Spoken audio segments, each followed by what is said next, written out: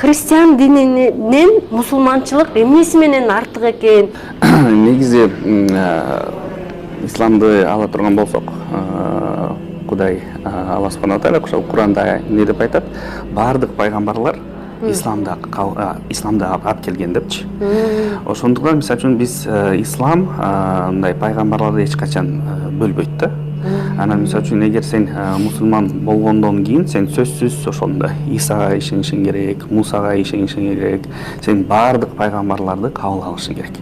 Эгер мисалы үчүн сен жок, мен Исага ишенбейм деген болсоң, сен исламдан чыгасың.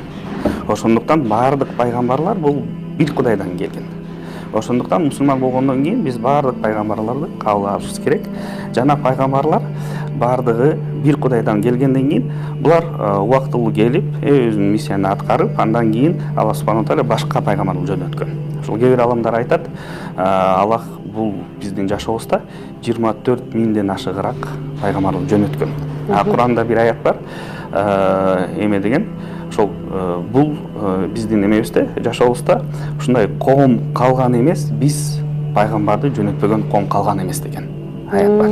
Ошондуктан мурда мисалы үчүн элдер коомдай болуп жашаганда, анан ошол коомдо кичинекей бала төрөлүп, анан бир определенный убакытта мындай чыккандан кийин бул Алла субхана тааля буга пайгамбарлык миссиясын берген. Ал пайгамбар өзүнүн коомунда пайгамбар болуп чыккан. Ошондуктан мындай пайгамбар келбеген коом бул жашоодо калган эмес. Анан пайгамбарыбыз Мухаммад саллаллаху алейхи вассалам бул жөн эле мындай акыркы пайгамбар болуп эсептелет. Мындан кийин уже пайгамбар болбойт. Пайгамбар да айткан, мен акыркымын, менден кийин башка пайгамбар келбейт. Чын гана айтканда 1400 жыл өттү. Пайгамбардан кийин эч кандай бир пайгамбар чыккан эмес. Бирок мурда карай турган болсок, кээ бир пайгамбарлар бир учурда 4-5 пайгамбар жүрүп калган кездер да бар болчу да. Ошондуктан пайгамбарыбыз Мухаммад бул акыркы пайгамбар. Жана Куранда Аллах айтат, мен бүгүн силерге ошо исламды толук болуп жеткиздим.